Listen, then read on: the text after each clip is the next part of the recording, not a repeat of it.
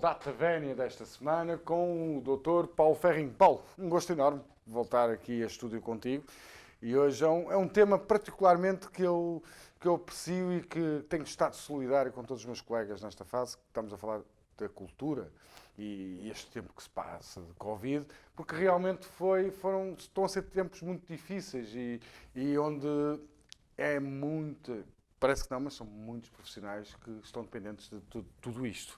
Exatamente, Paulo, muito boa noite aos telespectadores. Eu trouxe o tema da cultura porque não há nenhum país que resista no mundo que não tenha cultura.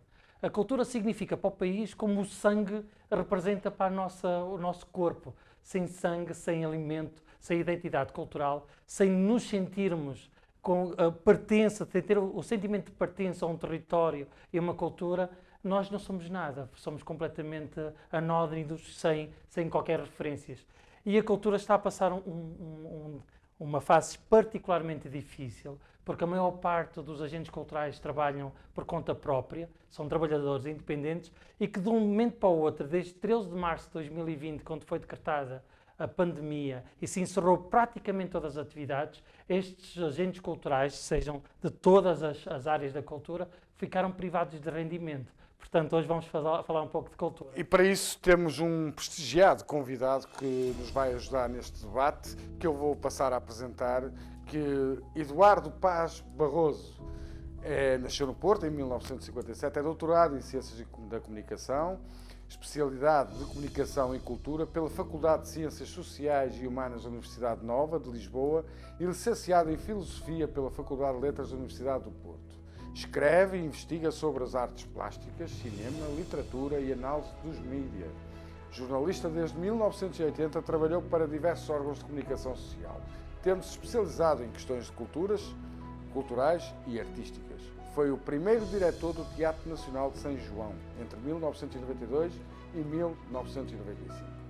Tem comissariado diversas exposições e ciclos de colóquios e participado com inúmeras conferências em várias instituições, nomeadamente o Museu Serralves e a Fundação Carlos de Gulbenkian, onde também foi colaborar no Serviço de Bibliotecas e Apoio à Leitura, entre 1996 e 2002.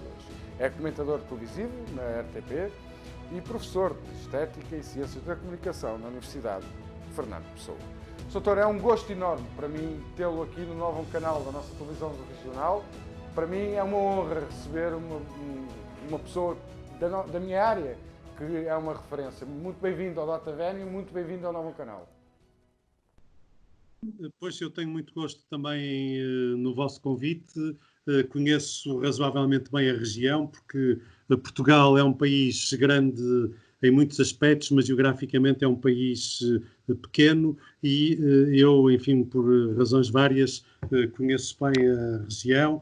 E depois estou aqui interessado na conversa, cumprimento os vossos telespectadores e ouvintes também, e esperemos que possamos aqui durante alguns momentos partilhar algumas ideias necessariamente críticas, plurais, sobre o estado da cultura neste momento, que é um momento de muitas preocupações, onde talvez tudo se possa resumir a uma frase que li há dias num artigo e que retive, que é: vivemos neste momento numa espécie de economia zombie. Felizmente não vivemos numa cultura zombie, mas a cultura é profundamente dependente da economia, tem uma economia própria e talvez pela primeira vez e até inexplicavelmente os poderes públicos, políticos, tomaram uma consciência aguda do setor da cultura em Portugal, da sua heterogeneidade, da sua variedade, e, portanto, isso abre um conjunto de horizontes, de reflexões e também coloca, digamos, uma série de exigências para as quais as respostas, por muito bem intencionadas que sejam as leis e as medidas legislativas como esta que recentemente se tomou, não se resolvem necessariamente injetando dinheiro nas coisas. Não apenas na cultura, mas de uma forma geral. A ideia que eu tenho é que este governo tem procurado resolver os problemas, sem entrarmos aqui numa análise crítica mais e num comentário mais detalhe, injetando dinheiro nas coisas. Na cultura ainda não injetou muito. A cultura tem também uma questão muito importante, que é bom que os nossos interlocutores e telespectadores se apercebam, é que tem uma dimensão pública e uma dimensão privada, e as coisas no público são sempre mais fáceis do que no privado. Eu queria dizer que quando falo do público, falo sempre do público com imenso respeito e imensa consideração, não só por ter desempenhado funções, nomeadamente governamentais na área da cultura em diferentes momentos e com diferentes níveis de responsabilidade, desde logo porque o meu pai, ainda no tempo de Estado Novo, era um funcionário público e, portanto, eu fui educado no contexto digamos, de um respeito por esta questão, que é a questão elementar do público, que é serviço público. Mas a verdade também é que no público existem outros orçamentos, e o que veio agora claramente ao de cima e tem uma evidência irrefutável é que quem está no privado, na área da cultura, está a passar imensas dificuldades. Eu queria também chamar aqui a atenção para um aspecto que, enfim, os nossos telespectadores que tenham mais interesse e, digamos, sensibilidade para estas questões, que tem a ver com o seguinte: na verdade, a cultura, como muitas áreas de atividade, é um setor que tem diferentes tipos de especialidades e de áreas de intervenção.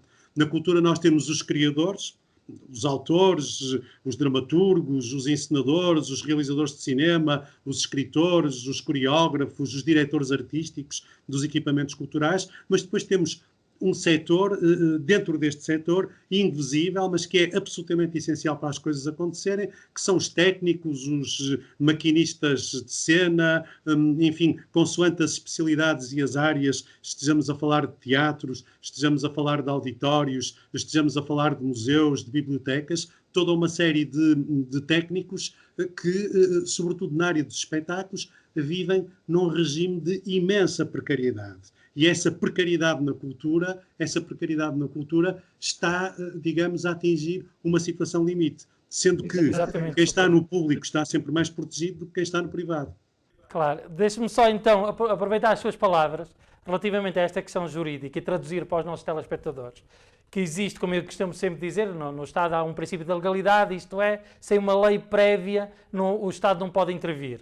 Então, o Governo decidiu intervir nesta questão da cultura com medidas excepcionais através do Decreto-Lei número 10 de 2020, 26 de março, que foi agora recentemente alterado pela Lei 19 de 2020, 29 de maio, em que vem dizer, estabelecer determinado tipo de instrumentos no sentido de vir ajudar não só o setor público, como também o setor privado, que isto vem no âmbito da lei, que é o artigo 1º. É também aplicado, é aplicável para o reagendamento e relativamente aos cancelamentos dos espetáculos que ocorreram entre 28 de fevereiro e 30 de setembro de 2020. Continua o artigo 5A, acaba por proibir todos os espetáculos massificados, não é? No sentido na orientação da Direção-Geral de Saúde.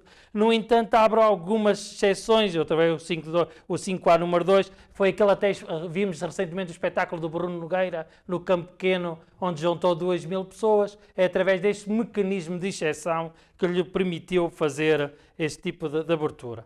Relativamente ao aspecto económico, antes de fazer mais duas perguntas e abrimos então a conversa, sem ser jurídica, uma conversa mais abrangente, relativamente ao impacto económico, o Governo publicou, através do regime layoff que se aplica aos artistas, o layoff simplificado, e publicou uma portaria, através do Ministério do Trabalho e Segurança Social, a portaria 94 de 2020, que veio estabelecer os apoios máximos aos agentes culturais. E para verem o quão ridículo é, eu trago aqui os números que isto é impensável. Por exemplo, para o primeiro escalão, o máximo que os artistas podem ter é 219,40 €. Para o segundo e terceiro escalão, 438,81 ou 658,21 cêntimos. Isto é, são os apoios totais, dando 7,31 € por dia ou a 21 € por dia. Isto para um setor que já vivia com muitas dificuldades e que agora se vê na contingência de não poder fazer cultura por uma ordem expressa do Governo, não é por liberdade expressa. O livre-arbítrio aqui do artista ou dos agentes culturais não interessa, foi uma imposição, e essa imposição contende rapidamente com o abaixamento dos rendimentos disponíveis e vêem-se na contingência de não poderem, como não têm profissões alternativas, de ter rendimentos disponíveis. E acabou agora, para estabelecer, o Conselho de Ministros acabou de fazer uma resolução, que aprova o Programa de Estabilidade Económica e Social, que veio lá com um capítulozinho para a cultura, que é, esta resolução é 41 de 2020, que veio no ponto 251, que a cultura, só para, antes de passar a palavra ao professor, dizer que atribui 30 milhões para o Programa Cultural em Rede, onde os beneficiários diretos são as CIMs, os municípios e outros agentes culturais, atribui 750 mil euros para a adaptação de espaços culturais, atribui 3 milhões para a reabertura e a manutenção de funcionamento dos equipamentos do país e atribui 34,3 milhões da linha de apoios sociais aos artistas para um universo total de 18 mil, quer dizer, para além destes 18 mil, não sei como é que os outros artistas que não cabem neste programa vão ter rendimento, onde o máximo que podem atingir de apoio são 3 vezes 438 euros, dá cerca de 1.900 euros, mais ou menos. Portanto, Soutor, a primeira pergunta que eu faço é esta questão, esta foi a parte jurídica, a parte dura do programa. A primeira pergunta que eu faço ao professor, da sua opinião, da realidade que conhece do setor cultural, acha que alguém dentro da cultura, e nós temos artistas de vários, não só espetáculos musicais, pintura, escultura, artes cénicas, artes não cénicas, portanto, há uma multiplicidade da oferta cultural. Acha que algum agente cultural se consegue governar por 658 euros por mês, doutor? Bom, a resposta objetivamente imediata é claramente não, mas também é preciso estabelecer aqui algum desdobramento, digamos, desta questão. O setor da cultura é um setor muito vasto e muito amplo do ponto de vista das especificidades até estéticas, criativas. Por exemplo, os artistas plásticos operam num mercado através, nomeadamente, das galerias, através de aquisições de museus, etc., que os coloca num patamar, independentemente de dificuldades específicas que possam enfrentar, diferente daquele em que se vê um jovem artista ligado ao teatro, por exemplo, e até, eventualmente, a uma companhia de índole mais local e que não tem o mesmo acesso que têm os atores e as atrizes que, de algum modo, estão conectados com os grandes centros urbanos e têm acesso aos mercados da indústria audiovisual, do entretenimento, da produção de telenovelas, etc. E, portanto, o que a mim me preocupa aqui, até como cidadão, mas também como alguém que, no fundo, vive e trabalha em diferentes planos na área da cultura, é que era necessário estabelecer um certo tipo de prioridades e de hierarquias. E, portanto, o que acontece é que os valores, e eu não conheço bem, nem conheço em detalhe esse instrumento jurídico, e, portanto, conheço basicamente aquilo que li nos jornais e ouvi na comunicação social acerca dele. A ideia com que eu fico é que, num primeiro instante, é um pouco aquilo que eu estava a dizer há pouco. Bom, vamos lançar dinheiro em cima do problema para ver se, lançando dinheiro em cima do problema, se tapa um bocadinho só com a peneira.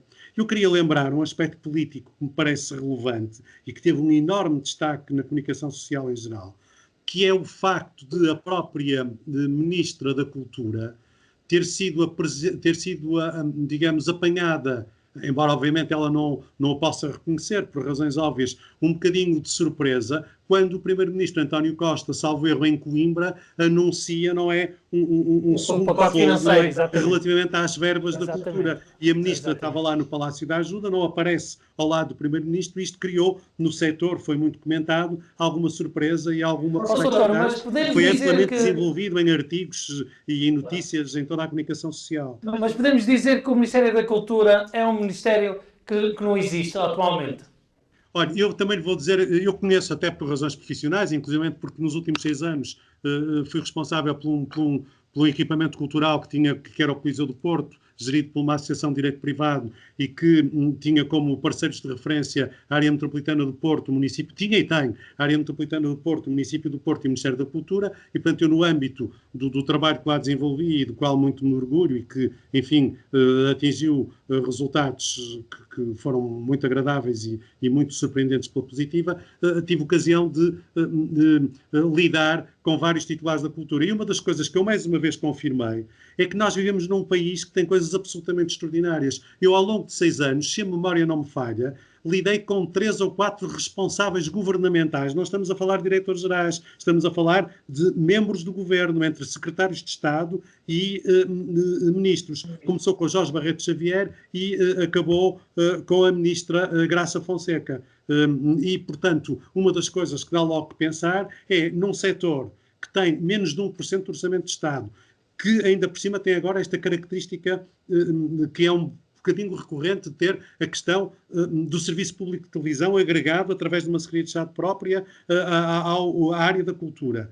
Nós termos, no fundo, um Ministério que, obviamente, que existe, que é importante que tenha o estatuto de Ministério, mas isso é uma razão meramente simbólica, é uma flor na lapela. O que importa é, nós sabemos isso, os cidadãos sabem isso, as pessoas que nos estão a ver e a ouvir sabem isso, o que interessa é o peso político que os ministros têm. E como nós vivemos num país que em muitos aspectos é um bocadinho paroquial, o que acontece é que estas questões são medidas por relações de proximidade psicoafetiva e político-partidária entre os ministros e o primeiro-ministro. E isto, obviamente, que dá, digamos, para todos os gostos. Basta olharmos, não lhe queria chamar furitim, mas para a sucessão de episódios que envolve a sucessão do ex-ministro Mário Centeno e a tomada de posse e a indigitação do atual ministro João Leão, para percebermos que uma das questões que ali era absolutamente evidente, escrita em todo lado, comentada em todo lado, analisada em todo lado, vivida e apreendida pelos cidadãos que efetivamente o são e acompanham a realidade política das suas vidas cotidianas, é a de que o peso político dos governantes é decisivo. Ora, a cultura, que eu me lembro assim, fazendo uma retrospectiva, e vou falar em 2 pessoas quase que amaldiçoadas, entre aspas, em itálico e em sentido figurado.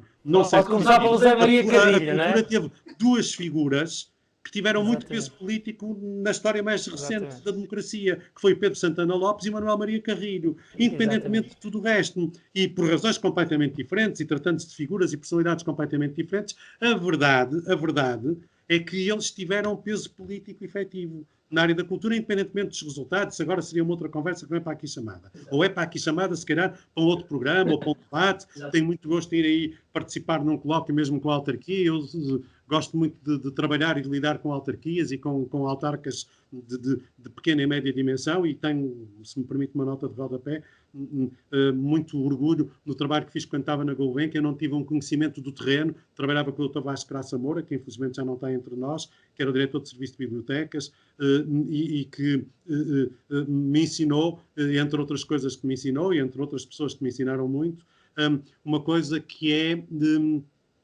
extraordinária, que é a capacidade de envolvimento que nas autarquias de menor dimensão há, até por serem variações muito pequenas. Nós trabalhávamos com autarquias em que tinham um presidente e 2 vereadores, por exemplo, e o vereador com que ele lidava diretamente tinha uma série de pelouros, ação social, educação, cultura, etc., em autarquias absolutamente extraordinárias, que tinham um trabalho na área da cultura absolutamente invejável, chegavam a conseguir ter notícias na primeira página do Expresso por mérito das atividades que desenvolviam, e um princípio, sem me querer afastar da sua pergunta, que nós levávamos sempre à prática, era de que no local nós agimos com o mesmo critério, com a mesma preocupação e com a mesma exigência com que atuamos e criamos e produzimos no Porto, em Lisboa, em Coimbra, etc. Isto reconduz-me um bocado à questão que eu acho que está subjacente ao problema, digamos, se me permite usar esta palavra e até usurpando um bocadinho o seu raciocínio na pergunta, do miserabilismo na cultura. Ora, a cultura, isto não é uma questão de vir nos manuais, a cultura é investimento. A cultura é investimento. Aliás, a introdução que o seu colega estava a fazer foi completamente nesse sentido. Também a cultura é investimento. E a cultura é um investimento que, em muitos aspectos, até é em sentido figurado, um investimento a fundo perdido. Ora, se os artistas e o setor não são vistos como investimento, naturalmente que tudo isto acaba por... Soutor, então acompanha as críticas, por exemplo, que os artistas fizeram, já fizeram algumas manifestações recentemente, que dizem que, por exemplo, este programa dos 30 milhões, que é o programa cultural em rede, que é para a questão das autarquias e para as áreas metropolitanas, vem dizer que não é dinheiro novo, mas sim é um dinheiro que vem do programa Cultura para Todos. Portanto, que há aqui uma certa mistificação dos 30 milhões que surgiu agora, dizendo que é apenas uma transferência de rúbrica e não um esforço suplementar que o governo está a fazer para a cultura. Diga. Eu não tenho dados neste momento, inclusive... Mas é que ele conhece fontes publicamente. fidedignas que me permitam confirmar isso. Agora, Diga. o que eu diria é que isso é política, portanto, no fundo, também não nos devemos deixar surpreender e ser excessivamente ingênuos, a não ser a tirar daí as devidas ilações e as devidas consequências. O problema da cultura é que, se nós olharmos, mesmo nos equipamentos públicos de referência, para os teatros nacionais, para um teatro de ópera, por exemplo, há quanto tempo,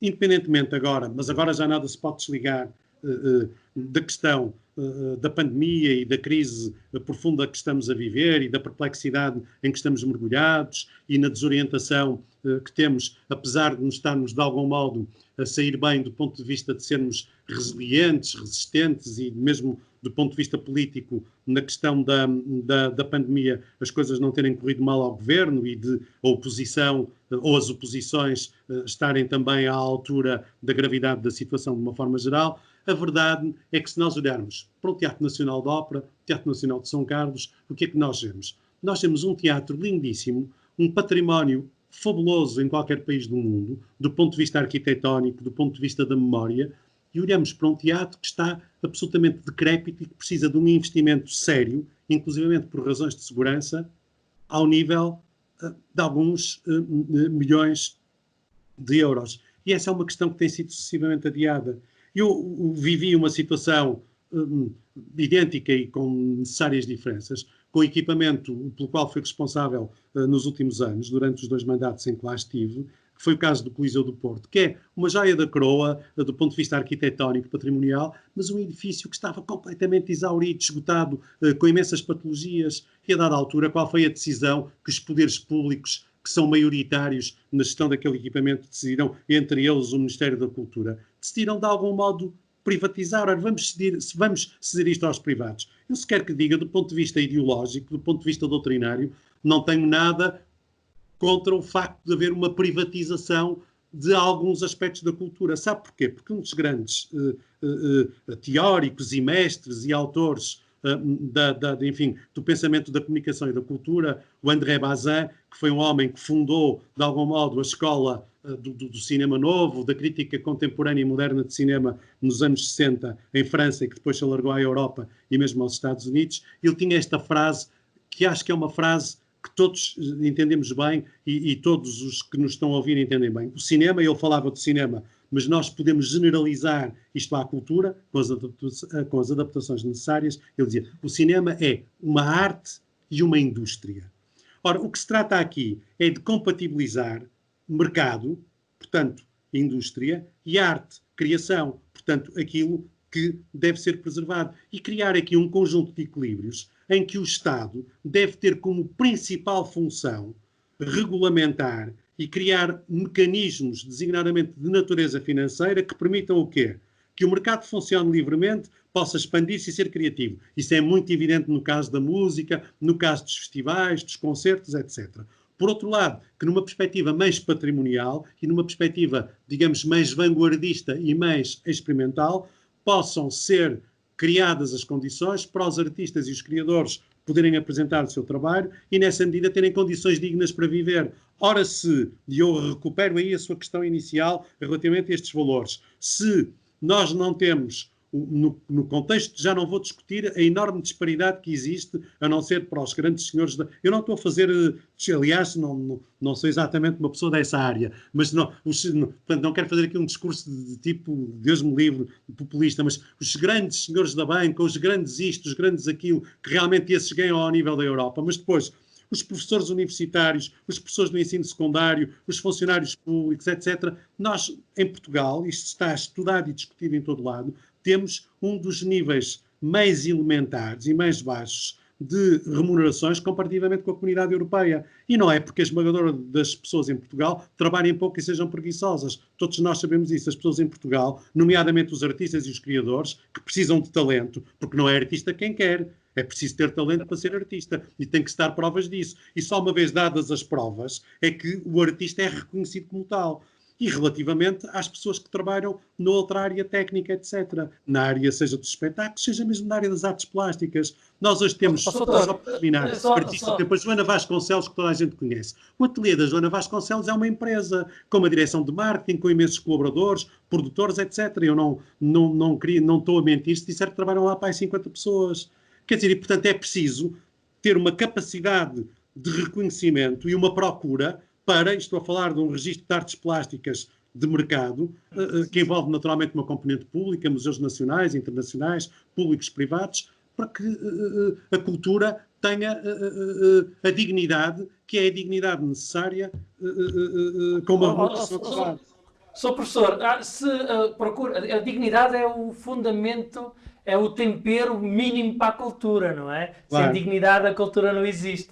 Mas não acha que é indigno para a cultura haver tantas restrições relativamente aos espetáculos e à forma, sobretudo dos espetáculos públicos, seja de que arte for, teatro, cinema, musicais, e depois que estão completamente restringidos ao abrigo desta lei, e depois abre-se uma exceção para a festa do Avante. Como é que interpreta esta questão? Bom, esta questão foi muito comentada e vamos ver ainda, não é? Onde é que isto vai acabar, porque ainda não sabemos o que vai acabar. Nós, para pegar no seu repto, tivemos aqui verdadeiramente uma situação muito curiosa e da qual há que retirar as devidas consequências. Uma iniciativa que dependeu exclusivamente da Presidência da República, que foram as comemorações do 10 de junho, nós vimos o que foi, as pessoas que tinham, o impacto que teve, quanto mais não fosse desde logo pela qualidade absolutamente extraordinária e brilhantíssima de um homem de cultura, independentemente das convicções religiosas de cada um, que foi eu ainda te chamo Padre Florentino, porque conheço e ainda uma vez até em Serralves disse, posso continuar a chamar de Padre Florentino? Disse, claro que sim, eu sou padre antes de ser cardeal e tudo isso, sou padre em primeiro lugar. E o Padre Florentino Mendonça, o cardeal, fez um discurso absolutamente notável, que nos despertou o sentido da comunidade e, portanto, não era preciso estar ali uma multidão para aquela mensagem ter tido a importância que teve. Agora, o que é que acontece? E até por analogia com a festa do Avante, que, entre outras características, tem uma característica muito forte de espetáculos ao ar livre, concertos, etc. Nós não podemos desligar nada disto da situação que é um enigma ainda, não sabemos, ninguém sabe como é que isto vai acabar, quanto tempo vai durar. Ainda hoje de manhã, passei amanhã em reuniões na universidade a planearmos coisas sobre o próximo ano letivo. E nós só podemos funcionar com os dados que temos agora. É um bocado esta ideia de que não podemos escrever nada em definitivo, tudo pode ser apagado no minuto seguinte para voltar a ser corrigido. O José Cardoso Pires, a este propósito, deixem-me que lhes diga isto, tinha uma frase extraordinária que era, perguntaram, você gosta de computadores? Já há muitos anos. Olha, sabe porque é que eu gosto de computador? É uma máquina de apagar, apaga com imensa facilidade. E, portanto, nós vivemos numa época em que temos que apagar rapidamente muitas coisas. Não esta conversa, que eu acho que, pelo menos na minha memória, ficará com muito gosto, porque estou a gostar muito de conversar convosco e diretamente com os vossos telespectadores, mas a verdade é que nós não sabemos o que vai ser o dia da manhã. E, portanto, neste momento, o que é que nós vemos que estão a fazer as pessoas da cultura e das artes? Estão a tentar resistir, mas eu nem estou a falar do ponto de vista agora material e financeiro, estão a tentar mostrar, seja recorrendo às possibilidades do online, das plataformas, etc., do streaming e tudo isso, mas sobretudo também junto dos equipamentos, que entretanto abriram com aquelas limitações todas, sejam salas de cinema, sejam salas de teatro, a, no fundo, mostrar que do ponto de vista da relação física, da relação emocional, da relação mental, que passa pela palavra, que passa pelo corpo, que passa pela partilha de uma proximidade que não é virtual, a cultura precisa disso como de pão para a boca e, portanto, é uma ideia de resistência. Porque se nós, de repente, começamos a imaginar que os teatros vão passar a ter 20 pessoas ou 30, é um número ficcional, mas na proporção... Pois é, eu dou um exemplo, a sala, bem sei que era uma sala, sobretudo de concertos. A sala que eu dirigi, pela qual fui responsável nos últimos anos, trabalhava para 3.500 pessoas, podia chegar às 4.000. Quer dizer, de repente esta sala não poderá, em circunstância nenhuma, atingir metade dessa lotação. E por aí fora, as arenas, o Teatro Nacional de Dona Maria, o Teatro Nacional de São Carlos, o Teatro Nacional de São João. Portanto, quer dizer, Uma coisa que é fundamental num espetáculo ao vivo é ele ser vivo por causa da emoção do. Soutor, a última pergunta que nós temos para fazer é sempre é quase o zénite do meu programa, que é uma pergunta desconfortável que eu costumo fazer sempre aos meus convidados. E trago-lhe aqui uma pergunta desconfortável, mas de forma simpática, obviamente, não é? E a pergunta desconfortável, como o Soutor é autor de livros e é um autor reconhecido, se tivesse de escrever um livro sobre a pandemia, título é que escolhia e qual era a personagem que encontrava para a Ministra da Cultura?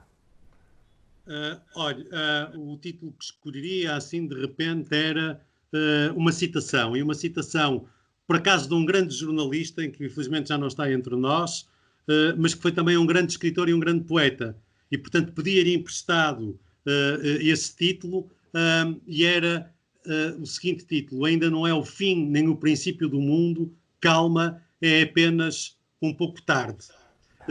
Para a Ministra da Cultura, se é que tinha que ser uma senhora, eu escolheria alguém que fosse, não vou citar uma pessoa em concreto porque isso demorava mais tempo e também nunca me caberia a mim escolher ministros nem ministras, nem nunca isso acontecerá na vida, porque é uma tarefa, como se sabe, dos primeiros ministros, mas enfim, como cidadão e como homem de cultura, eu gostaria de encontrar alguém que tivesse duas grandes características. Para além do bom senso que obriga a que nós sejamos tolerantes, porque a democracia faz parte, ou isto é, porque a tolerância faz parte da democracia e sem tolerância não há de facto democracia, e sem pluralidade e sem compreensão. Eu gostava de encontrar uma pessoa que tivesse duas características. Uma, que no fundo, não estivesse convencida de que a cultura é uma espécie de património e de monopólio da esquerda. Porque nós vivemos num país onde há uma ideia e um sentimento de que a cultura é uma espécie de propriedade da esquerda. E não é. A cultura é de toda a gente, é para toda a gente, é feita por todos, e hoje em dia a cultura também é muito feita pelos espectadores, no sentido lato do termo, porque eles invadem, no sentido positivo, os palcos. Outra característica: os palcos, os lugares da cultura, os auditórios, as páginas dos livros, etc. A outra característica seria alguém que soubesse fazer contas, percebendo justamente que não era com uma atitude antidespesista que se resolviam ou se ajudavam a resolver os problemas da cultura, mas sendo capaz de transpor financeiramente para a cultura esta lógica de que a cultura é efetivamente investimento, e é um investimento cujos resultados não se veem instantaneamente, e portanto a cultura, se é verdade que não dá votos a ninguém, dá futuro a toda a gente. Muito obrigado, Sr. Professor. Foi um tremendo gosto aprender consigo, né? E estamos aqui siderados a ouvir as suas palavras, que é sempre acrescenta sempre, cada discurso que faz, cada escrito que faz, acrescenta sempre algo para que nós possamos ver a cultura de uma forma muito mais de proximidade e de valor, e não como algo, como um custo social, ou algo que pertence apenas a um gueto ou um nicho que é consumido por um conjunto residual de pessoas. A cultura é de todos, a cultura é nossa, e nós temos que reivindicar que ela seja o máximo abrangente, para que todos possamos ter um Portugal mais íntegro e também muito mais responsável. Passo a palavra ao Paulo e agradeço a sua presença, Sr. Professor. Obrigado, foi um gosto também. Doutor, é um gosto enorme, mais uma vez, e espero que um dia voltemos a falar também no jornalismo, que também é outra área que também acho que está a precisar de ser falada. E se me permite, doutor, assim e ao Dr. Paulo Ferrinho, eu dedicava o nosso programa a todos os músicos, a todos os atores, a todos os atrizes, mas sobretudo aos técnicos de palco e a todos aquela malta que está por trás, porque infelizmente em Portugal, o backstage, porque infelizmente em Portugal não é como nos outros países, que ainda há muito preconceito que se as pessoas forem músicos não podem trabalhar noutros sítios. E por isso, se me permitem, a vocês dois, eu dedicava este programa a todos eles. Associo-me com toda a convicção a essa saudação. Até breve, obrigado. Muito obrigado, Paulo Ferrinho. Voltamos para a semana e obrigado por um excelente programa que traz sempre aqui ao Novum Canal. Quanto a si, já sabe, pode ver e rever em novumcanal.pt. Um excelente fim de semana e uma boa noite.